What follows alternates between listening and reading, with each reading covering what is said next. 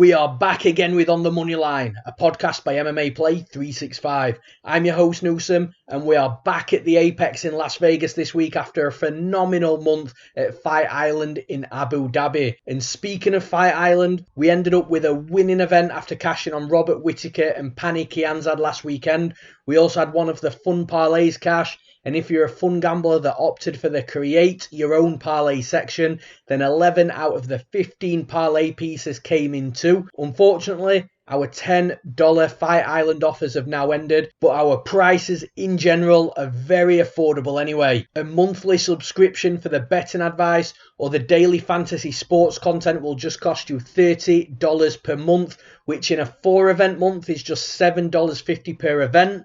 We also have per event options and annual options too.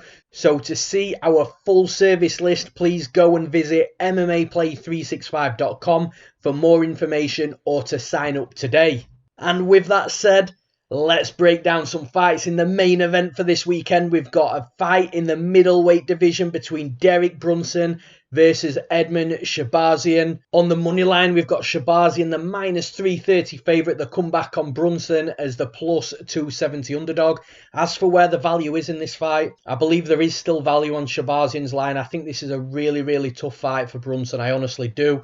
I'm not saying that he can't win. He's definitely got qualities and abilities, but I just think it's very, very unlikely in this spot. With that said, though, I don't think Shahbazyan's betting line should be much heavier than where it is right now. I think if it gets wider, hits minus 370, minus 380, then that value will be minimal, potentially be zapped as well. And at that point, I do think the betting line will start to be disrespecting Brunson a little bit. As for where the line moves, I do think we see more money coming in on Shahbazyan, but I don't think we do see much more. So I think maybe minus 350, minus 360 we could potentially see, but at that sort of line for Shahbazyan, I'd expect to see money coming back in on Brunson purely from a value perspective. Now, as for how this fight plays out, as I've already mentioned, I think it's a very difficult fight for Derek Brunson. And as I've already mentioned in the introduction, Brunson does have the qualities to win this fight. He hits really hard. If he lands on the chin of Shahbazyan, it could definitely cause him problems.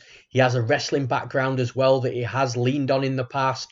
So potentially he might be able to take Shahbazyan down, spend some time in top position. The thing is with Shahbazyan is he's so young. He's an upcoming prospect. He's getting better every single fight. He's well-rounded. He's got power in his hands. He's got combinations. He's got wrestling of his own. We saw the last time someone tried to take him down, he elbowed them and knocked them out. He's just a very tough fighter to beat. I'm just really interested in this fight if Brunson's going to be able to use his physical advantages to his benefit in this fight, because he is going to be the bigger fighter inside the cage. I think he's going to be the stronger fighter physically as well. So whether he can push Shahbazyan up against the cage, bully him a little bit and really wear him down, potentially test that cardio. We know we saw Shahbazyan coming on his UFC debut. He did tire in that third round, but he did get hit a lot from Stewart as well. The same thing could happen in this fight with Brunson. If Brunson starts getting off on shots, starts defending takedowns,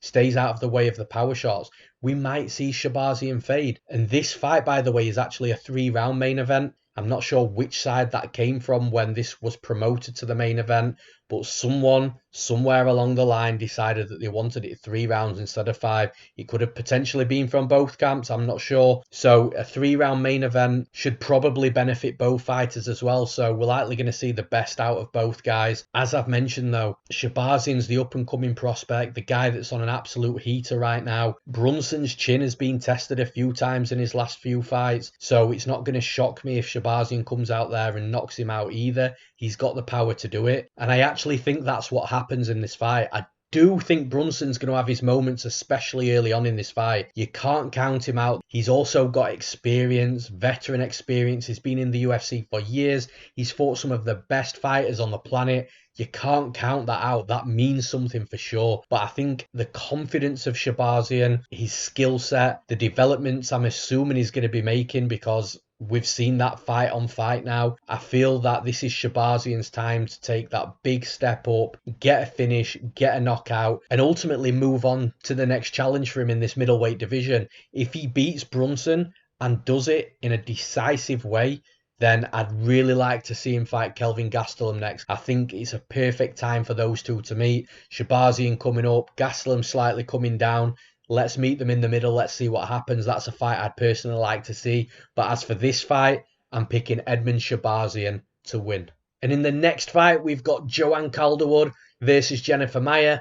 Calderwood currently the -180 favourite. The comeback on Maia at +158 as the underdog. I actually think there's value in Calderwood at this line. I did expect to see maybe -200, -225 on Calderwood. And that's ultimately why I'm seeing value in a line as it is right now. As for where this betting line moves, I actually don't think it drifts too far off from where we're at right now. I could see the argument of money coming in on Joanne Calderwood for sure, but I think if that line gets to -200, -225, the current trend tells me that the money's probably going to come back in on Jennifer Maia, and that'll ultimately bring Calderwood's line back down. As I've said, I think when this line closes come fight night, it won't be too far off from where we're at right now. And as for how this fight plays out, I think it's a good fight for Calderwood. From a volume perspective, speed perspective, experience perspective, I think Calderwood brings a lot to the table in this fight. She's a fighter that can hit those high numbers in volume over 3 rounds. She's a fighter that's got plenty of experience. She's really well-rounded.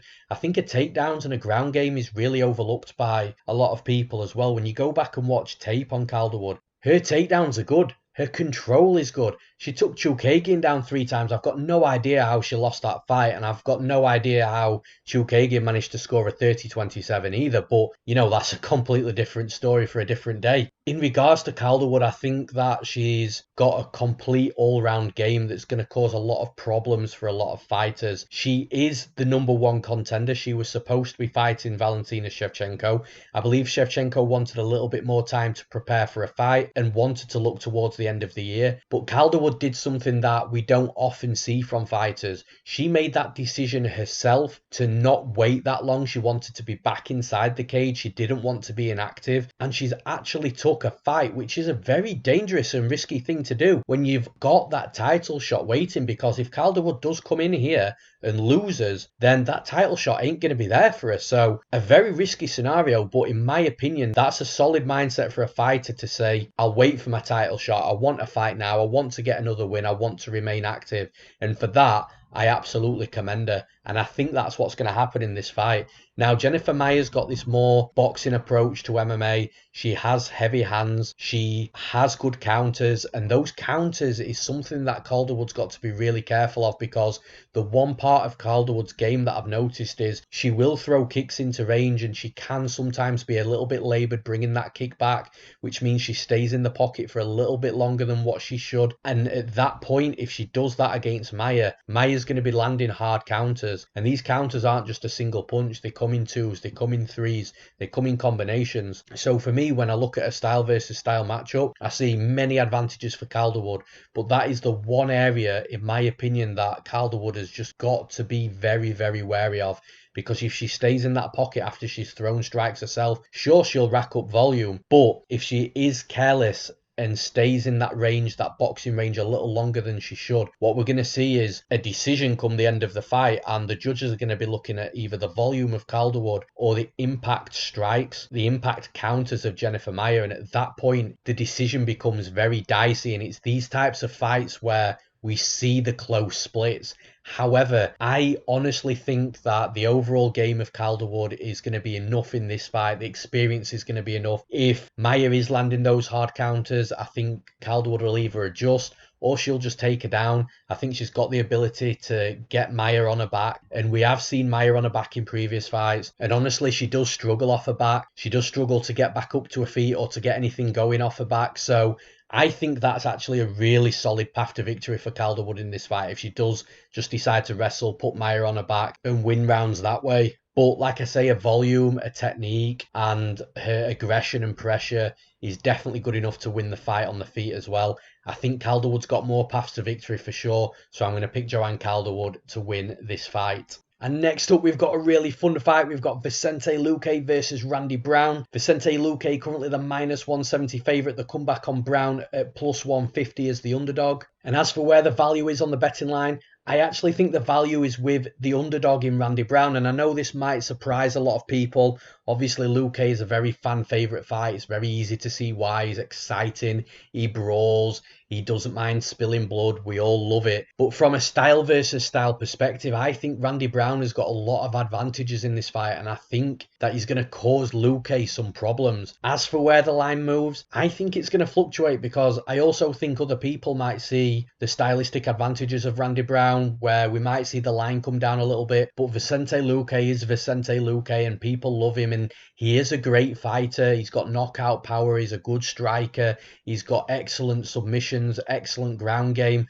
So if the line does dip too low on Luque, I think people will smash that line back up. So I don't think the betting line moves too far away from where we're at right now, if I'm honest. If it closed at this betting line, it would not surprise me at all. Now, for this fight itself, I'm just a little underwhelmed with Luque. I said that in his last fight as well. I think I've said it for his last couple of fights. When Luque really started to put it together early in his UFC career, this guy was looking special. As I've said before too, people forget this is a grappler turned striker. So when he was knocking people out in the UFC, this was a grappler with raw power in his hands, flatlining fighters. He was an exciting prospect. I even said at one point I thought he was top 10, top 5 potential, but I'm not convinced about that now. Like I say, I'm just a little underwhelmed.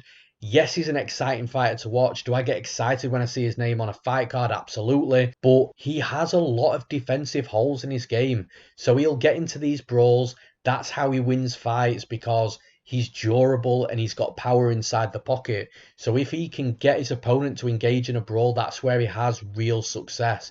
The problem with that, though, is he eats way too many strikes. This is a fighter that, in his last fight, the strike count was 130 to 129 against Niko Price. He got outlanded massively by Wonderboy. He got outlanded by Mike Perry. He got outlanded by Brian Barberena. And when I'm saying he's getting outlanded, take the Brian Barberena fight. He got hit 169 times by Brian Barberena. That, with no disrespect to Barberena, because again, I love that guy too, but that is just not a good look. Then on the flip side, you've got Randy Brown, who's a tall, rangy fighter. In my opinion, he's one of the fastest developing fighters in the UFC. And I'll be honest, I didn't think Randy Brown offered a great deal earlier in his UFC career. He beat Matt Dwyer, lost against Michael Graves, then he was beating guys like Eric Montano, Brian Camozzi, lost to Bilal, there's no shame in that. Then the next win was Mickey Gall, then he got knocked out whilst he was on top of Niko Price, which was crazy. If you've not seen it, go back and check it. And in that fight, he didn't look too bad, admittedly, but still, I just wasn't sold on the guy at all. Then he goes out there and puts a really beautiful performance on against Brian Barberena. Remember the man that landed 169 strikes on Vicente Luque? He picks Barberena apart on the feet. He uses good distance management. He uses length and his reach really, really well. Doesn't overcommit to anything, stays on the outside. He was the taller, longer fighter and just used his weapons and his physique, his athletic ability on the outside to completely tear Barberena apart. And he ended up finishing him to the body as well. Really impressive performance. But was it a one-off? We didn't know. He goes into the Wally Alves fight. He clinches up with him. And this is a little concerning, but what it does show you is he's actually good coming all the way in as well. He's clearly working on strength and conditioning because he looks strong in that Wally Alves fight. And he gets taken down a couple of times. Again, concerning. Gets his back taken. Concerning. But what he did show, again, is that he has the ability to defend submissions from a high-level grappler. A couple of times, Alves nearly finished him with a rear naked choke, but he survives it. And then later in the fight, he goes out there and triangles Wally Alves, submits him. Super impressive. At this point, this is what I mean about Randy Brown becoming a really fast developing fighter, because he's out there not brawling with guys like Barberena and technically picking him apart. And then he goes out there, he's surviving on the mat with Alves and then triangles him off his back. Just really, really solid performances. Now, with this fight, it's key for Randy Brown not to engage in the brawl. If Brown allows Luque to close the distance and say, do you know what? If you want to throw down, we'll throw down. Luque is going to knock him out. I don't believe for 1 second that Randy Brown can survive a brawl with Luque. But I think Randy Brown is better than that. I think he's going to know not to brawl with Luque. I think he can stick on the outside. use that same game plan against Barberena, but he can also come all the way in as well. He's just got to not mess around in that boxing range. If he's coming in, go all the way in, clinch up with Luque, maybe look for some takedowns yourself, but be careful because Luque's got nasty submissions and a nasty ground game. But I just feel that he's got two avenues at different ranges to win this fight. I think he can win the fight inside, in the clinch with Luque, landing some nice short shots, running the clock down, winning the rounds whilst doing so, but he can also stay on the outside as well. He's just not got to engage in a brawl, and if he doesn't engage in that brawl, I think he wins that fight. So I'm going to pick Randy Brown to beat Vicente Luque. And in the next fight, we've got a rematch of a super fun fight. We've got Bobby Green versus Lando Vannata. Lando Vannata currently the -130 favourite. The comeback on Bobby Green at +110 as the underdog. As for where the value is here, I think the value is on the underdog with Bobby Green at +110. I think the line should be a pick'em, especially considering what we saw last time out. Both fighters fought to a split draw. One judge thought Lando won, one judge thought Bobby won, and then the third judge scored it 28-28. So it was a close fight, and I think the line should reflect that this time around. So the +110 on Bobby Green is probably a little bit nicer than the -130 on Vannata. As for where the line moves, I think we actually see that close to Fight Night as well. I do think money will come in on Bobby Green, and I do think it'll settle at around a pick'em, which, like I say, I think that's where the line deserves to be. Now, how this fight plays out, since the last fight, both fighters have traded wins and losses. They have looked good in some spells, they haven't looked good in other spells. So the trajectories since that fight are very, very similar, and it's going to make another close fight in my opinion. But I just like what I've seen from Bobby Green a little bit more than what I've seen from Lando Vannata. Even in the losses that Bobby Green suffered, so he lost to Francisco Trinaldo in a fight that I honestly thought that he'd won. And honestly, that Drakkar Close fight that he lost as well, I think you can make a strong argument that Bobby Green won that fight as well. He's been really, really unlucky. I think even in the losses of Bobby Green, he's just looked better. Whereas Lando, he comfortably lost to Drakkar Close. He drew against Matt Favola after getting off to a really good start. He got absolutely smashed by Mark Diakese as well. His wins, Marcos Mariano, who in my opinion, no disrespect, is not a UFC caliber fighter. Yancy Medeiros is a fighter that may have seen his best days as well. So again, the wins aren't impressive. The losses aren't impressive. And I just think the momentum's going to be with Bobby Green in this fight. I think Lando's going to come out fast and hard first round like he normally does. But I think Green's going to feel his way into the fight. When he starts putting it all together, he'll be in the face of Lando Vannata. If Vannata tires early on by an onslaught, maybe he drops Bobby Green early on and tries to finish him, doesn't get him out of there. We have seen that pattern happen in the past with Lando's fights. I do think Green's got the better gas tank, and I think he'll win the later rounds. It's all about, for me, what happens in round two, because I think Lando will win the first as well. As I've said, it's going to be another close fight. I just think Bobby Green's momentum is with him right now. I think he's looking better right now. I think he's looking sharp everywhere. His wrestling's looking good. His defensive wrestling's looking good, which again is key in this fight. Lando took him down 4 times when they last met. I just think Green's the better, more well-rounded fighter. So I do favour Bobby Green to win this fight.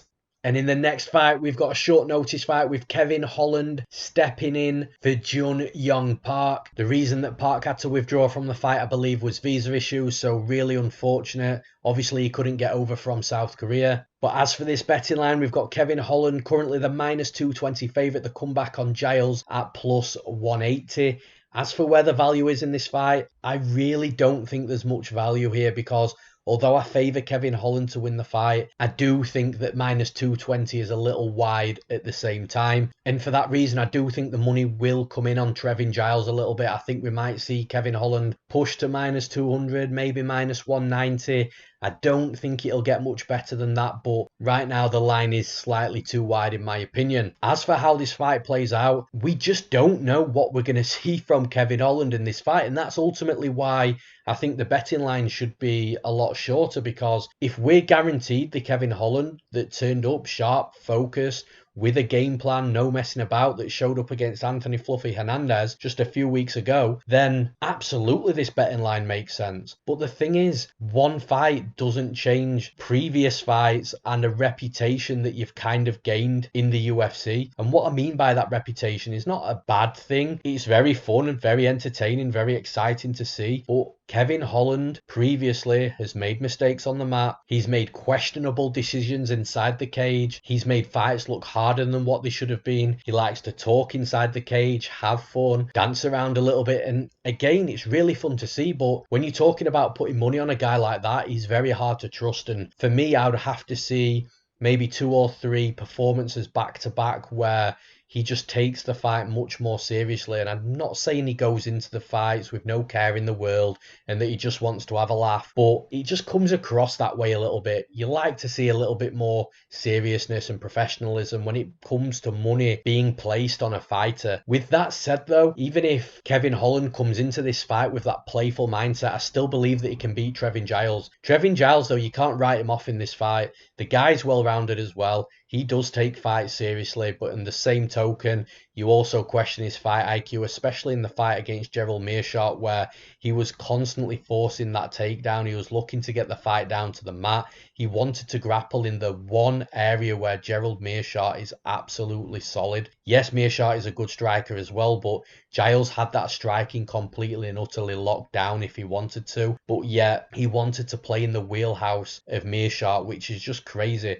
especially when you consider Giles' opening few fights in the UFC where he looks absolutely solid, crisp, sharp, good mindset, making good decisions inside the cage. So I want to see that Trevin Giles back. This fight has got the potential to be an absolute car crash, if I'm being honest, because on one side you've got Kevin, who could come in with, as I've already described it, a playful mindset, really just enjoying himself in there and doing really unorthodox things. And then you've got Trevin Giles that might just have the worst game plan on the planet. It's a really difficult fight to trust. But the reason that I'm siding with Kevin Holland in this fight is from a skill set perspective. Kevin Holland's really well-rounded, and so's Trevin Giles to his credit as well. But Kevin Holland is a taller, longer fighter. He's more athletic. I think his abilities and his skill set are just above the qualities and the skill set of Trevin Giles. I think Holland's the better striker. I think if they start wrestling, I think Holland will be the better wrestler. When it comes to the grappling, this gets really interesting because I think Trevin Giles' grappling and his jiu-jitsu is extremely underrated. And I think that's why he wanted to go to the mat with Meerschaert, to show that. He swept Meerschaert a couple of times after Meerschaert swept him. And for me, that goes a long way when you look at the qualities of Meerschaert on the mat. So Holland's got to be careful on the mat. I think the jiu-jitsu skills of both fighters are very similar, but I think Holland's more well-rounded. I think he's got more paths to victory. I think his cardio's a little bit better as well, which could play a part if it's a fast-paced fight, especially if it's one-on-one going into the third. I just trust Kevin Holland in that situation to pull it out the bag in that third round and get the win. So from a skill set perspective, the fact that Holland, in my opinion, can beat Trevin Giles, even if he has got that playful mindset coming into the cage, I just have to pick Kevin Holland to win this fight. And in the next fight, a really interesting one that I don't think a lot of people saw coming. We've got Frankie Saenz versus Jonathan Martinez.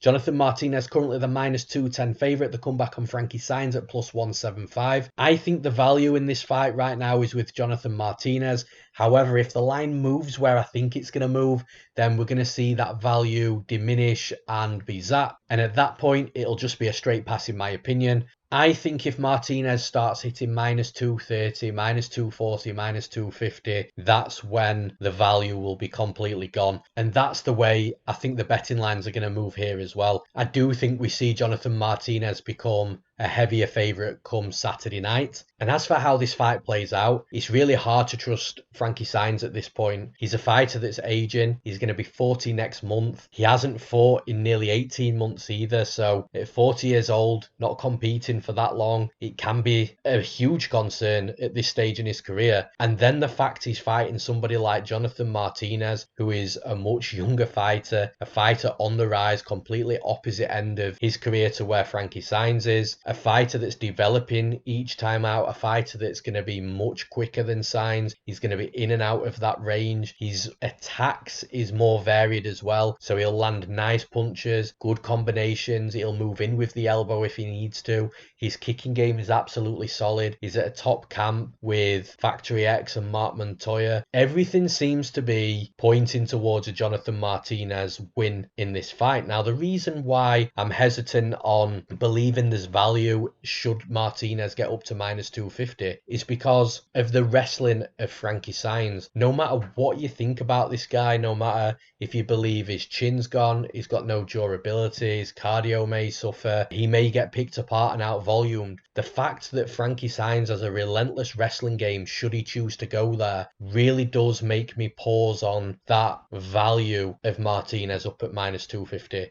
If Frankie Saenz was a striker, a boxer or a kickboxer predominantly, then this is Martinez all day long, and you could probably argue that he should be minus 400. But the fact that Saenz has that wrestling in his back pocket, if he can really get that going, and if Martinez succumbs to that wrestling pressure and gets taken down 5, 6, 7 plus times in this fight, then it's going to get really dicey should it go to a decision. Martinez could still potentially win a decision in that scenario, because if he can just keep standing back up from these takedowns and make strikes count, landing on the feet before that next takedown comes, then the judges will likely favour Martinez in that spot. But the fact of the matter is, if that relentless wrestling does take place, then Martinez isn't going to look anywhere close to a minus 250, minus 240 or minus 230 favourite. The line will then display that it should have been much closer than what it was. So that's the reason why I have some hesitancy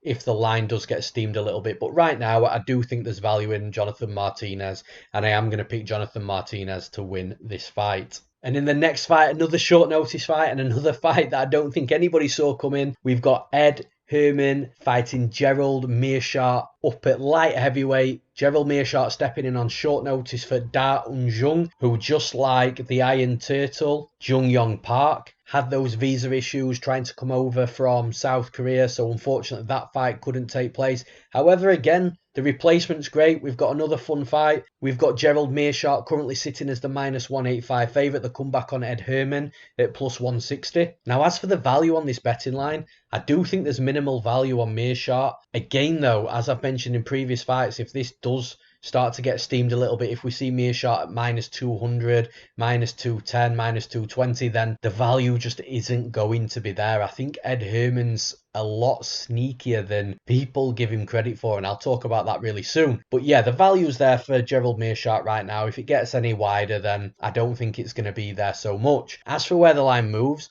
I do think we're going to see some fluctuation, because I think some people might put a little bit of respect on Ed Herman's name in this fight, especially with Meerschaert moving up in weight on short notice. It's never the best combination for a fighter. And with that said, it's actually kind of difficult to really gauge where Ed Herman's at right now. He went on a 3-fight losing streak, losing to Krylov, CB Dollaway, Jean Vellante. Obviously, those fights progressively being a downgrade from the previous fights, no disrespect intended. But then Herman fought Patrick Cummins, beat him. Then he fought Kadisi Ibragimov, beat him. And now suddenly Ed Herman's on a 2-fight win streak, and he's looked okay in doing so. So that's the big question. Where is Ed Herman at right now? The one thing I can almost guarantee is we're not going to see the best Ed Herman in this fight. We're not going to see a developed Ed Herman. He's a finished product. His better days are behind him, unfortunately, because he was a fun fighter. And for that reason, it does lead me over to Gerald Meerschaert here, because Meerschaert is a fighter that's really well-rounded, and even though he's had a lot of fights, he is looking better in a lot of areas each time we see him. We know his ground game and his submission threat has always been a big part of his game, but his striking's developing, his cardio's getting better, his physique is looking much better as well. He's in much better shape every time we see him. It's stuff that you just can't ignore. And yes, he's moving up to light heavyweight on short notice, but in regards to size and reach, they're pretty much virtually identical in the words of Mike Goldberg. So I'm not convinced that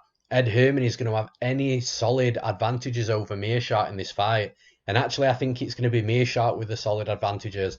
I think he's going to be the fresher fighter. Although the striking's going to be close, I think Meerschaert's improvements may give him a slight edge on the feet. I think Meerschaert can drag this fight down to the mat and put Herman on his back. If he does that, I'm not sure Herman is going to be able to be comfortable on his back. I don't think he's going to be able to stand back up straight away. I think Meerschaert's going to be able to work on the mat. He might find a submission. If he doesn't, he'll waste the clock down, winning rounds whilst doing so. I think Meerschaert can win this fight in multiple ways. I think he's the fighter that simply has more to give, and I'm picking Gerald Meerschaert to win this fight. And in the next fight, we've got another short notice fight once again. We've got Ray Borg versus the newcomer Nathan Maness. Ray Borg currently the -220 favourite. The comeback on Maness at +180. And even though the line might seem a little bit wide for Ray Borg right now, I do think that there's value on his line still. I think he should be a bigger favourite in this fight. Maybe up to -250, -275.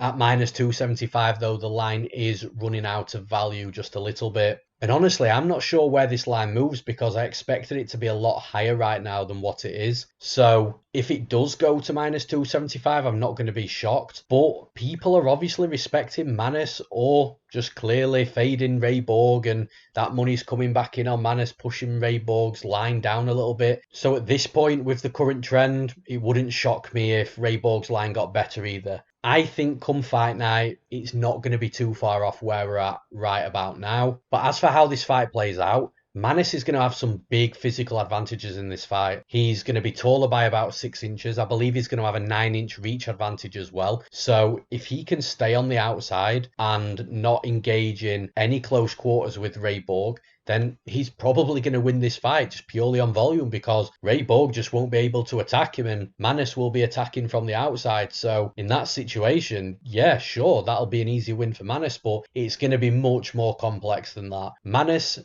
does have a wrestling background that might help him in some spots in this fight, but ultimately I just don't think he moves enough inside the cage. I don't think he angles off the cage very well either. And with this event being at the Apex, we're going to have that smaller cage again. I think that absolutely favours Ray Borg. I think it allows him to close that distance much easier. And because of the movement or the lack of movement, the lack of lateral movement and exiting and angling away from the cage, I think Ray Borg's going to have a lot of success in shooting at the hips of Maness.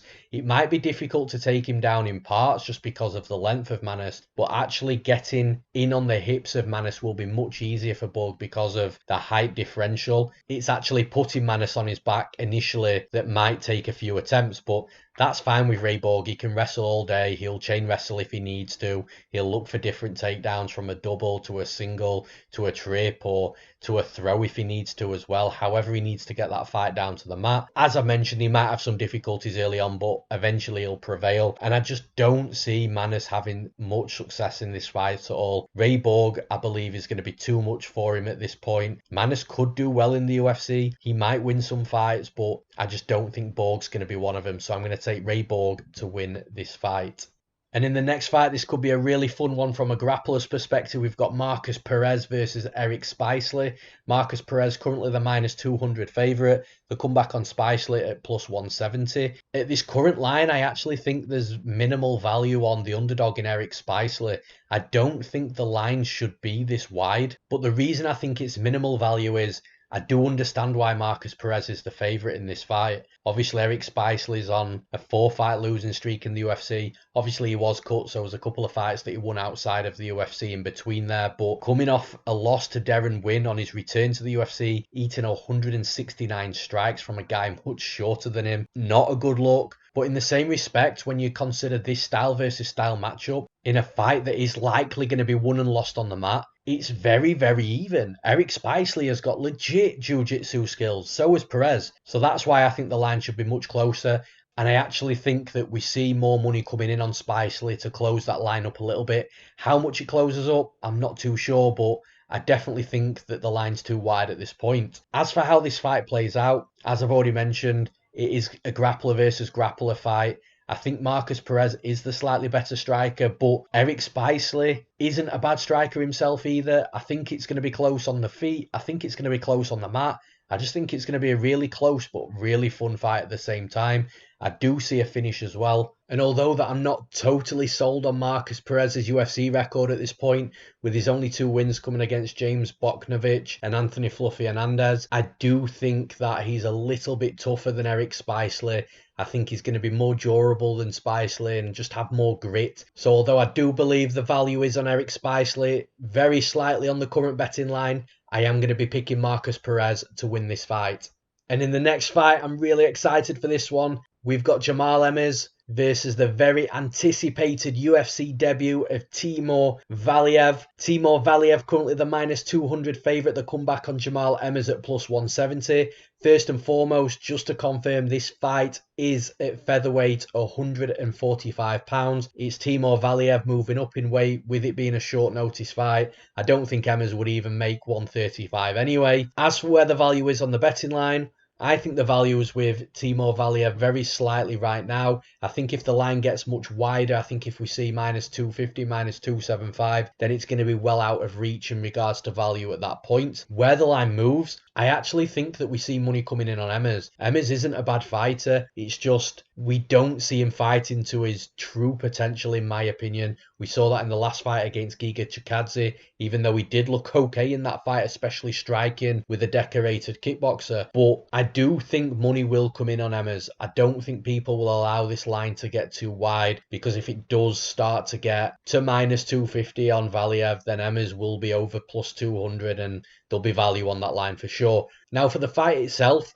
I'm really interested to see what sort of shape Valiev comes into this fight. From what I've seen on Instagram, he does look to be in shape. He's looking to put that extra 10 pounds on that short notice fight in the correct ways. He does seem to be training every single day, so he doesn't look in bad shape. However, it does cross my mind looking back at Zaruk Adeshev that fought Tyson Nam a couple of months ago. Adeshev was an athlete that came in obviously heavy, short notice. He did look out of shape, no disrespect intended, and obviously that looked like it played a factor in the fight. So as long as Valiev doesn't come into this fight out of shape, I think that he has a very good chance of winning this fight. Even though he's stepping up in weight, he's going to be undersized physically, with height and reach as well. So Emmers can play this long rangy game should he choose to do so. And actually Emmers has got a really good wrestling background, and that's something that I touched upon just a minute ago when I said he never really fights to his full potential, because we always expect this wrestling from him, yet he just likes to stand and strike most of the time. And his striking, as I've already mentioned, didn't look bad against Giga Chikadze last time out. In fact, it was quite impressive putting on that sort of performance, even though Chikadze did slow down towards the end of the fight, which helped. However, in this fight, it's a different type of striker. Timur Valiev is a guy that pushes the pace, that likes to come forward, that will be very active. He doesn't like to take time off. He's got a variety of attacks, from kicks to the legs, to the body, to the head, spin kicks. He'll throw punches in combinations as well. It's never just a single shot. He's got wrestling in his back pocket, both offensively and defensively as well. He's got good grappling, good ground and pound. I really like the package that Timur Valiev brings to the octagon and to the UFC, and I'm really excited to see how far he can go. I do think he has holes in his game, so he can be pushed back sometimes. He can be taken down himself. But what I like about Valiev is even when he's put in bad spots, he never looks like he's going to lose the fight. It's almost like you see confidence in him that no matter what happens, no matter how much adversity Valiev has in his fights, he's going to come back and he's going to win the fight. He looks good, and he's got a good camp around him as well, training with guys like Zabit Magomedsharipov, Frankie Edgar.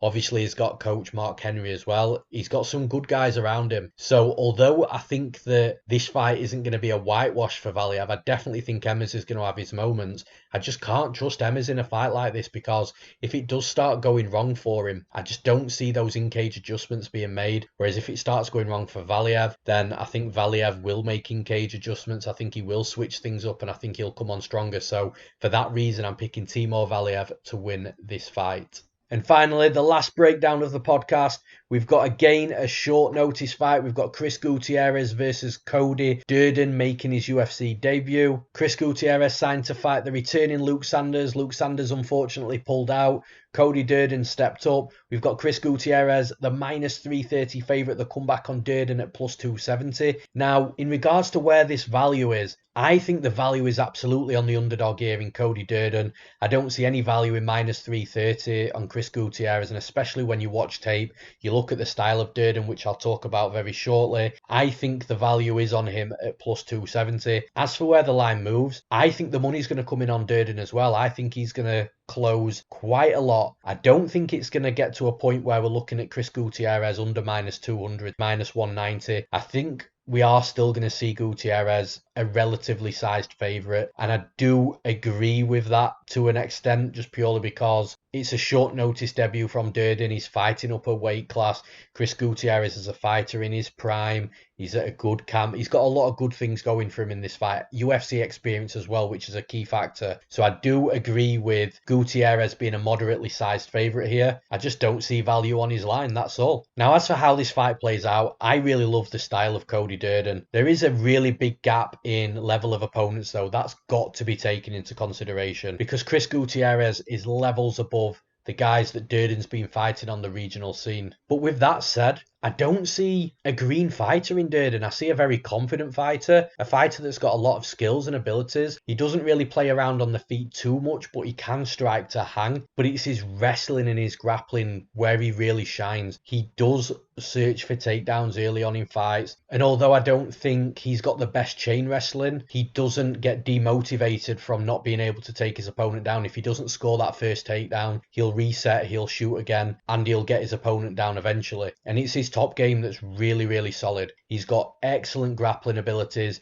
He remains heavy on top. He transitions and passes from position to position really, really well. Once he gets in a dominant position, half guard, side control, or even mount, he will start laying down punches on his opponent. His ground and pound looks really, really good. Whilst he's laying the ground and pound, he'll be looking for submission opportunities, and you'll normally find that it really overwhelms his opponents to the point where they just turtle up and the referee has to step in to save them, or they'll give their back to Durden and the fight won't last much longer after that. On to Gutierrez though. It is a big task for Durden because Gutierrez hasn't got terrible takedown defense. He is a fighter that's getting better in that wrestling aspect as well, but he is predominantly a striker, and on the feet it's a huge mismatch. Gutierrez has got good range control. He'll move in and out of range. He'll stay on the outside. He won't overcommit unless he's confident he'll be able to get out safely. So I think Gutierrez is really going to make Durden work, especially early on in this fight. And I think Durden might end up getting pieced up early as well. And it just depends what Durden's got to offer at that point. If he can eat some of these strikes to implement his own game plan, then I think he's got a good chance of winning this fight. The thing is, I really like his wrestling, and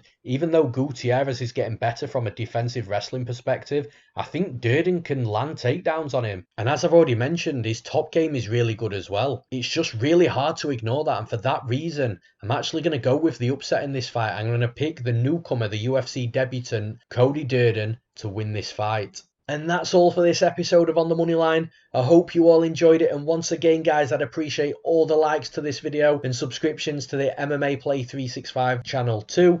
Remember, you can get all the betting advice you'll ever need over at MMAPlay365.com. We cater for long-term gamblers that like to build their own bets and strategies, gamblers that just want to follow exactly what I bet on, and as a long-term winning gambler over the last 3.5 years, that'll come good for you. And we also cater for you fun gamblers that like the long shot fun parlays, or ACCAs as we call them in the UK. We've also got plenty of DraftKings, FanDuel, daily fantasy sports content for every UFC event as well. So no matter what you like to play, MMAPlay365 covers it. We have plenty of different packages and subscriptions for you guys to choose from, and they're all at really affordable prices too. Just hop on to MMAPlay365.com and see what's best for you. Thank you all for listening, and we'll see you at the next event.